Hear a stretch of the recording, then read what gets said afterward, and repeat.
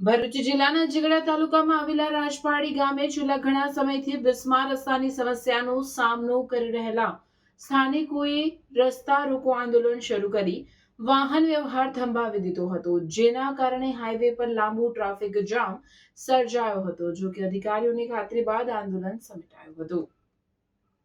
ઝઘડિયાથી એકતાનગરને જોડતો આ મહત્વનો સ્ટેટ હાઈવે નવી ટેકનોલોજીથી બનાવવામાં આવ્યો હોવાના દાવા કરાયા હતા, પરંતુ આ માર્ગ અત્યારે લોકો માટે આફત સમાન બન્યો છે. રસ્તા પર ઠેર ઠેર ખાડાઓ પડી ગયા છે અને ભારે વાહનોની અવરજવરને કારણે ઉડતી ધૂળની ડમરીઓથી લોકોનું જીવવું દુષ્કર બન્યું છે. ધૂળને કારણે વાહન ચાલકોને દેખાતું ન હોવાથી અકસ્માતનો ભય રહે છે અને લોકો સ્વાસ્થ્યના જોખમે રોંગ સાઈડ ચલાવવા મજબૂર બન્યા છે.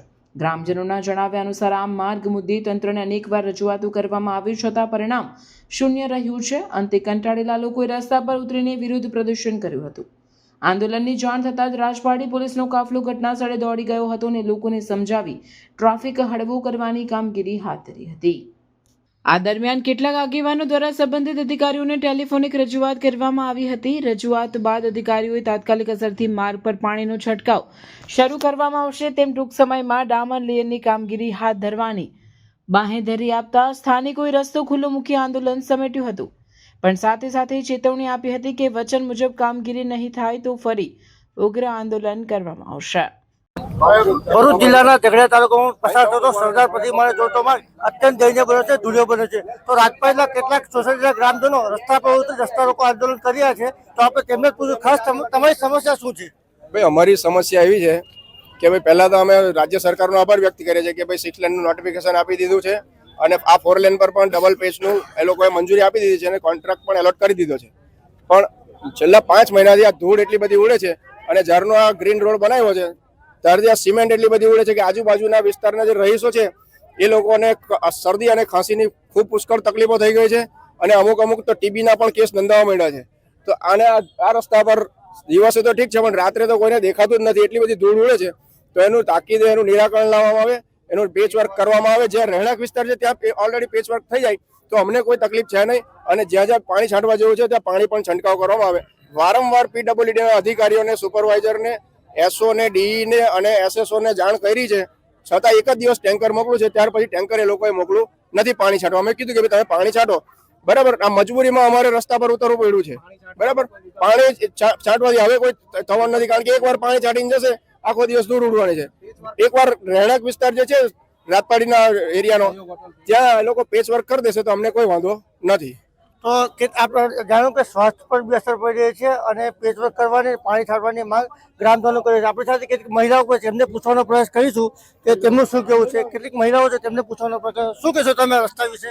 અમે રસ્તા વિશે કીધું કે અમારો રોડ બનાવો કમ્પ્લીટ. આજે ધૂળ ખાઈને અમે ડરાઈ ચાલ્યા. આજે લોકો ઘરમાં એટલી બધી બીમારીઓ ચાલે કે વાત નહીં પૂછવાની. આજે મહિના થાય અમારી બીમાર છે. અહીંયા ડર ખાઈને અમે કંટાળી ગયા છે.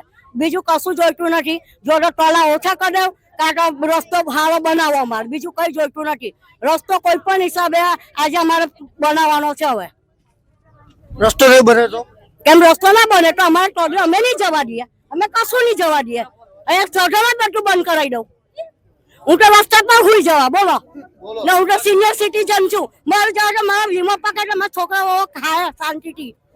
હા, હું તો મોડે જ છું ને, બરાબર જ છે ને. હું તો હું જ જાઉં રસ્તા વચ્ચે, મને કોઈ શરમ નહીં લાગે.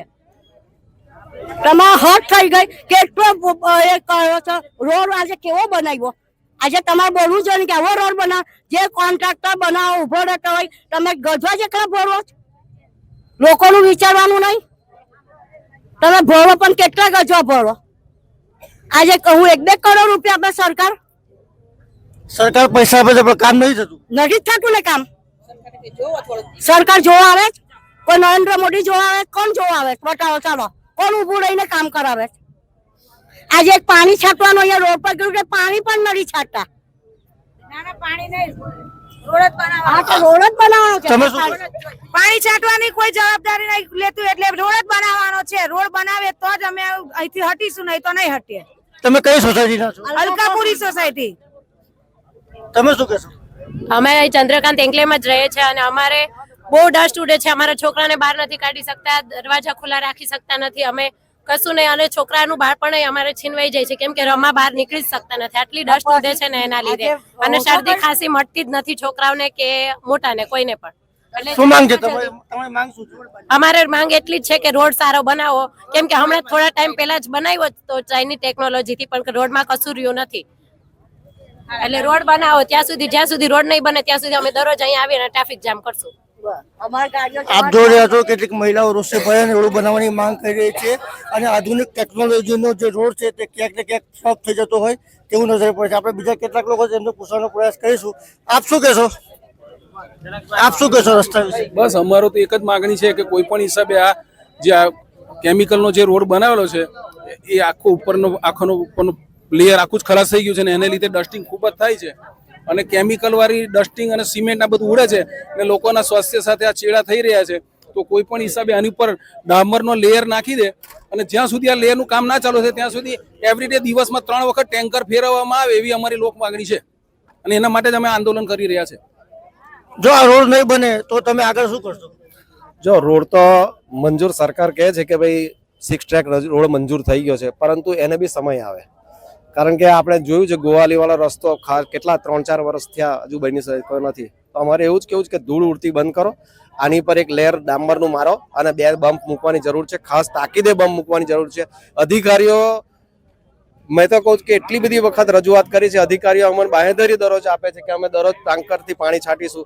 એક ટેન્કર એક જ દિવસ માટે આવ્યું છે, ત્યાર પછી એક પણ દિવસ ટેન્કર અહીંયા પાણી છાંટેલું નથી.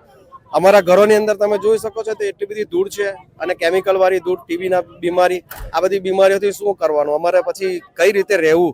આ દરેકના ઘરના આગલા દરવાજાઓ બંધ, બારી બંધ રાખીને જીવવું પડે એવું છે. તો આ તાકીદે આની પર નિરાકરણ લાવે ને તો બાકી અમે આ રસ્તો ખોલવાના નથી. कि हमारे घर के अंदर पूरा जो दरवाजा और खिड़कियां बंद करके हमें रहना पड़ता है, क्योंकि इतना डस्ट उड़ते हैं कि हमारे घर के अंदर पूरा कचरा ही हो जाता है. किस वजह से कचरा हो रहा है? कि यहाँ ये गाड़ियां चलती है तो धूल वगैरह उड़ती है, इसीलिए. આ રસ્તામાં આ લોકોએ જે સિમેન્ટ નાખીને રોડ બનાવેલો છે એ અત્યારે કેમિકલ વાળો, અત્યારે એટલી ધૂળ એટલી અમારી સોસાયટીમાં આવે છે કે ચારે બાજુએ કોઈ માણસે ઘરોની અંદર એક ઇંચ દર છે. બોલો હવે આ લોકોને, હવે આ હું શ્વાસોશ્વાસની ક્રિયાની અંદર લોકો બીમાર પડવાના ધંધા છે. એટલે માટે હવે તાત્કાલિક આ ડામરકામ નહીં થાય તો હું જ્યાં રોડ ચાલુ થાય નહીં.